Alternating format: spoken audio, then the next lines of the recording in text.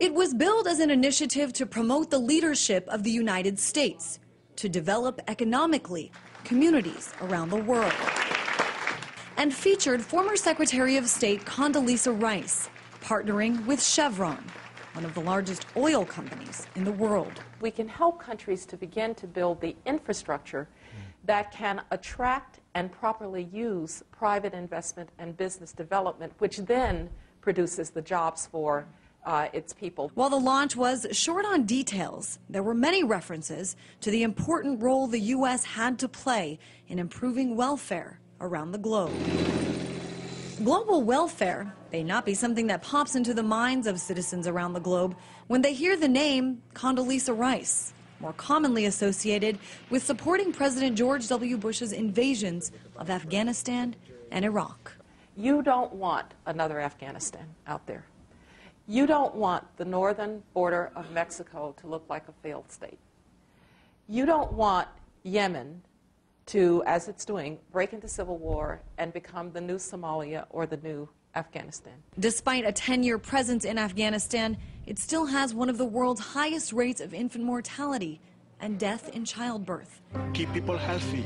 This is part of a larger campaign on the part of Chevron.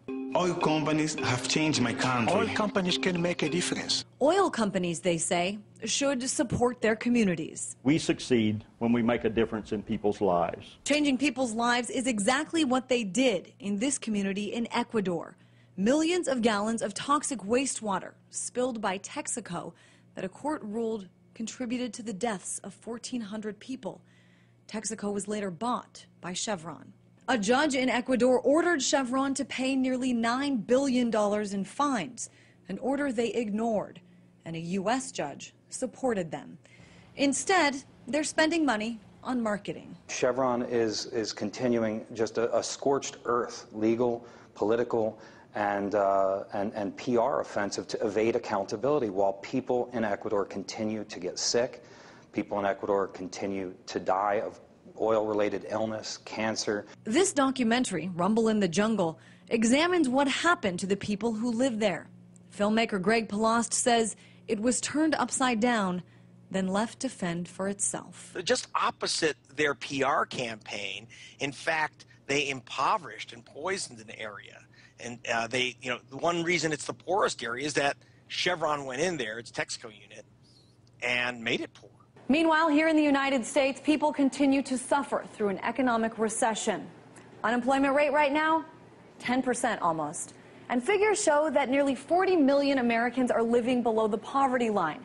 The entire system for developing the welfare of its citizens under threat of dismantling by proposed cuts to social education and health care benefits.